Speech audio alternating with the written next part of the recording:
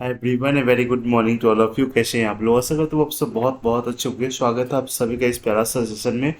आज का सेशन बहुत ज़्यादा शानदार होने वाला है, जिसमें आपको अगर रीजनिंग में कहीं कोई भी अगर दिक्कत है ना, खास करके उन बिगनर्स के लिए जिनको रीजनिंग में स्कोर ही नहीं हो पाता है ना, ठीक है, उनके सबके रिगार्डिंग सेशन होने वाला है। अगर आप बिगनर है तब तो ठीक ही है, आपको देखना ही चाहिए। अगर और बाकी अगर आपका तैयारी अच्छा खासा है तो भी आप प्रैक्टिस के पर्पज से आप देख सकते हैं, ताकि मैं वही तरीका आपको बताने वाला हूँ जो कि एग्जाम में आप इजीली आप उससे करके आप एग्जाम को क्रैक कर ले जा सकते हैं। ठीक है, मजबूरी होता है, देखो मैथ अगर थोड़ा सा आपका एवरेज भी रहेगा तो चलेगा, ठीक है, लेकिन रीजनिंग आपका सही होना ही चाहिए, है ना। ये मजबूरी समझ सकते हैं आप इसको। चलिए, कोई नहीं, सेशन में मैं पहली बार देख रहे सेशन को ना, तो चैनल को सब्सक्राइब जरूर जरूर कर लेना एकदम पूरा, और रेगुलर है तो बड़ा सा कमेंट कर देना।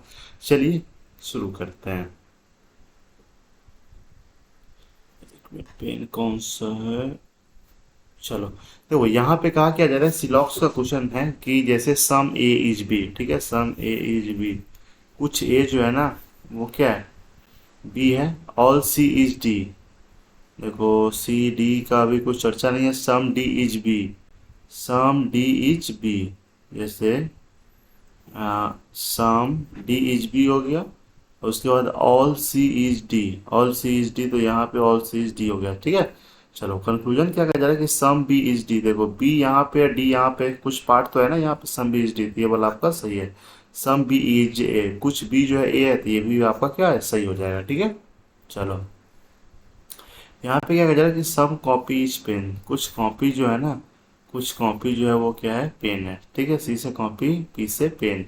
All book are copy, all book जो है ना, ऑल बुक जो है वो क्या है, कॉपी है। ऑल डेयरी आर बुक, लो अब कहाँ घुसाएंगे, एक काम रुको, थोड़ा सा बड़ा बनाते हैं, उल्टा इसमें इस तरह का फिगर दे दिया हुआ है ना, उल्टा चलते हैं। देखो all dairy are book, all dairy are book, all book is copy, ठीक है, copy, some copy is pen, ठीक है। चलो कंक्लूजन क्या कहा जा रहा है कि सम डेयरी का कॉपी होने का संभावना, देखो डेयरी यहाँ पे है, कॉपी यहाँ पे। एक बात बताओ, जो चीज़ ऑलरेडी है तो उसमें पॉसिबिलिटी क्यों लगाना? अगर बरसात तो हो रही है तो हम ये थोड़ी ना बोल सकते कि वर्षा हो सकती है। पॉसिबिलिटी कहाँ लगता है, जहाँ पे 50-50 का चांस रहता है, ये काम हो भी सकता है तो हाँ हो सकता है, नहीं हो सकता है नहीं हो सकता है। लेकिन जहाँ पे जो ऑलरेडी है, ठीक है, मैं आपसे बड़ा हूँ, तो मेरा आपसे बड़ा होना पॉसिबिलिटी नहीं है, वो फिक्स है एकदम, है ना। चलिए, नो पेन इज बुक, देखिए no pen is book, pen यहाँ पे है, बुक यहाँ पे है, कोई रिलेशन है नहीं है, तो ये भी क्या हो जाएगा, गलत हो जाएगा आपका। सिंपल सा फंडा है। इनइक्वलिटी का क्वेश्चन जैसे यहाँ पे क्या कहा जा रहा है, डायरेक्ट इसको ना ऑप्शन के थ्रू आप करना, ऑप्शन नहीं मतलब कंक्लूजन के थ्रू आप करना शुरू करो। जैसे यहाँ पे क्या कहा जा रहा है कि ए इज स्मॉलर देन जी, मतलब ए जो है जी से छोटा है। अब यहाँ पे ये क्या दिख रहा है, ये बड़ा दिख रहा है ना, यहाँ पे ये छोटा दिख रहा है, सीधा क्रॉस कर दो। सी जो है एफ से छोटा है, सी एफ से छोटा है, हाँ चलो यहाँ पे सी तो छोटा दिख रहा है, लेकिन किससे छोटा है, एफ से। देखो तो E बराबर एफ है, ठीक है, तो यहाँ पे एफ की जगह पे हम ई की जगह पे एफ लिख सकते हैं, तो सी एफ जो है वो सी से बड़ा है, या फिर ये भी बोल सकते हैं सी जो एफ से छोटा है, तो ये भी बात साफ सही हो जाएगा। जी डी से बड़ा है, देखो जी को बड़ा दिखना चाहिए, लेकिन यहाँ पे जी बेचारा ऑलरेडी छोटा दिख रहा है, ये भी कहो, ये भी आपका गलत हो जाएगा। 5 सेकंड में ये बनता है इनइक्वलिटी एकदम। एम बराबर एन है, देखो एम यहाँ पे एन, यहाँ पे एम बराबर एन है, और एम बड़ा है एन से, तो यहाँ पे हम श्योर नहीं बता सकते हैं, ठीक है, हम श्योर जो है वो नहीं बता सकते। तो इसमें हो सकता है कि एम एन से बड़ा हो या फिर एम बराबर एन हो, तो इसमें दोनों के बीच में ना इधर का केस जाएगा एकदम, ठीक है। और आर जो है एल से छोटा है, आर यहाँ पे हो, आर को छोटा दिखना चाहिए था ना, लेकिन आर ऑलरेडी यहाँ पे बड़ा दिख रहा है, ये भी क्या गलत हो जाएगा। बस इसी के दोनों के बीच में आइदर का केस चला जाएगा, ठीक है। चलो अब ब्लड रिलेशन में कुछ नहीं, मैं थोड़ा सा पानी पी लेता हूँ, जरूरी ना है।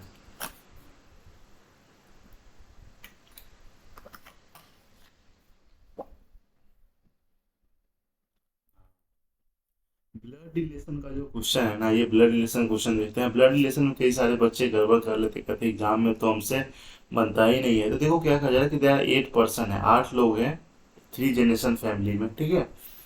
3 जनरेशन का मतलब क्या होता है, आपके दादाजी, आपके पापा जी, और आप खुद, हो गया 3 जनरेशन, वही कहा जा रहा है। 8 लोग यहाँ पे नाम मेंशन है, देर 2 मैरिड कपल है इसमें, ठीक है, 2 लोगों का बैंड बज गया, शादी हो गया, ठीक है। चलो बनाना शुरू करते हैं। यहाँ पे ए इज द ब्रदर ऑफ ई, यहाँ पे मेंशन करते रहो फिगर की जो है ना, ए जो है ना, A is the brother of B, ठीक है, A is the brother of B, H is the husband of G अभी पता भी नहीं, एफ इज कोई दिक्कत नहीं है, एफ और एच का कोई ये नहीं है, C is the brother of, देखो C is the sister of A, C is the sister of A मतलब सी को यहाँ पे कर दें, C is the sister of A, ये हो गया।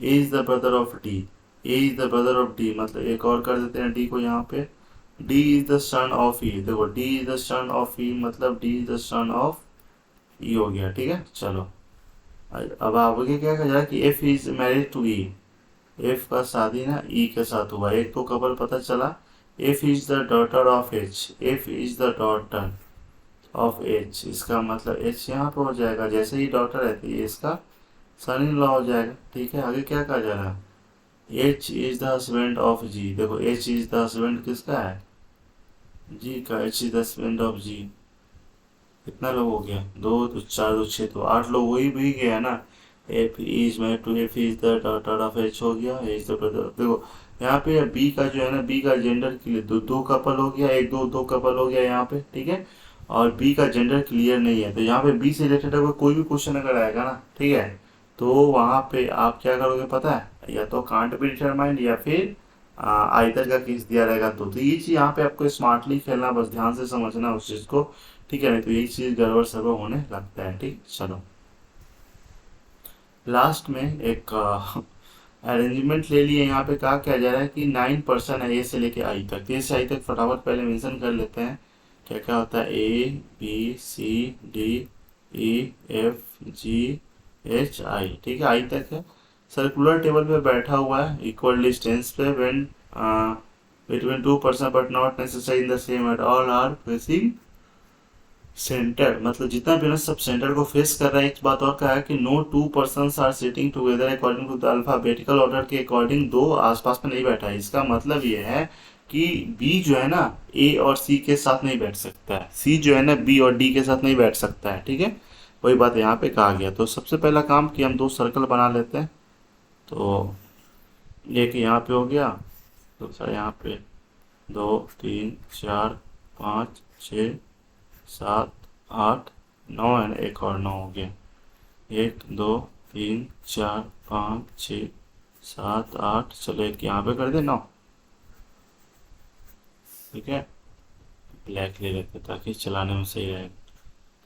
देखो अब कहा क्या जा रहा है यहाँ पे कि B sits third to the right of E, देखो बी जो है ना third to the right of E, तो कहीं पे भी हम ई को बैठा लेते हैं ताकि पता चल जाए कि चलो ई यहाँ पे, अब B third to the right, मतलब 1 2 3 बी हो गया आपका यहाँ पे, इस वाले में भी अगर हम ई को यहाँ पे बैठा दें तो 1 2 3, बी को यहाँ पे हो गया, ठीक है, ई who exactly middle of the circle, इससे कोई फर्क नहीं पड़ता है, बस बात को फंसाने के लिए दे दिया हुआ है। अब आगे क्या कहा जा रहा है, यहाँ से ध्यान से देखना कि, और मैं दावे के साथ कह सकता हूँ, ये अगर क्वेश्चन इस तरह कहा जाएगा ना तो 99% बच्चा इसमें फंस जाएगा एकदम। एक ही लाइन तो यहाँ पे देखो ना, जैसे I sits fourth to the right of the person who sits second to the right of the person who sits immediate left of B, देखो ध्यान से करना स्टेप बाय स्टेप, हम उल्टा चलते, जैसे कहा क्या जा रहा है कि I sits fourth to the right of the person who sits second to the right of the person who sits immediate left of B, देखो बी के इमीडिएट लेफ्ट में कौन है, ये है ना, बी के इमीडिएट लेफ्ट में ये है, इसके जो है ना सेकेंड टू द राइट, तो सेकेंड टू द राइट कौन हो गया, ये हो गया, ठीक है, मतलब बी के इमीडिएट लेफ्ट के सेकेंड टू द राइट के फोर्थ टू द राइट में आई है, मतलब यहाँ पे 1 2 3 4, यहाँ पे क्या हो जाएगा, यहाँ पे आई है, ठीक है, इस वाले केस में भी ई के बगल में आई है, देखो कितना बात घुमा दिया एकदम, ठीक है, हो गया। यहाँ पे 3% सीट्स बिटवीन ई एंड सी, देखो ई एंड सी के बीच कितना 3 लोग हैं, तो यहाँ पे एक बात बताओ कहाँ गया, अगर 1 2 3, सी को हम यहाँ पे नहीं लिख सकते क्योंकि सी लिखेंगे तो बी सी साथ में हो जाएगा, इसका मतलब 1 2 3, सी को यहाँ पे लिखेंगे, इस वाले केस में 1 2 3, सी को यहाँ पे लिखेंगे, ठीक है, सी हो गया। C who sits third to the right of F, C जो है ना third to the right of F, इसका मतलब एफ यहाँ पे हो जाएगा, ठीक है, इस वाले केस में एफ यहाँ पे हो गया, ठीक है। और आगे क्या करें, एच और डी आर इमीडिएट नेबर। देखो एच और डी जो है ना इमीडिएट नेबर है, इसका मतलब है उसके लिए दो खाली जगह चाहिए ना। अच्छा एच यहाँ पे होगा तो डी यहाँ पे, डी यहाँ पे होगा तो एच यहाँ पे। ठीक है, तो अगर हम देखो एच को यहाँ पे करेंगे तो एच आई साथ में हो जाएगा, इसका मतलब है एच यहाँ पे हो गया, डी यहाँ पे हो गया, दोनों तो सेम ही सेम चल रहा है एकदम। एच यहाँ पे हो गया और डी यहाँ पे हो गया, तभी तो डी और एच जो है ना इमीडिएट नेबर है। इतना हो गया ना। अच्छा और अभी बचा कौन कौन है, एक ए बचा हुआ है।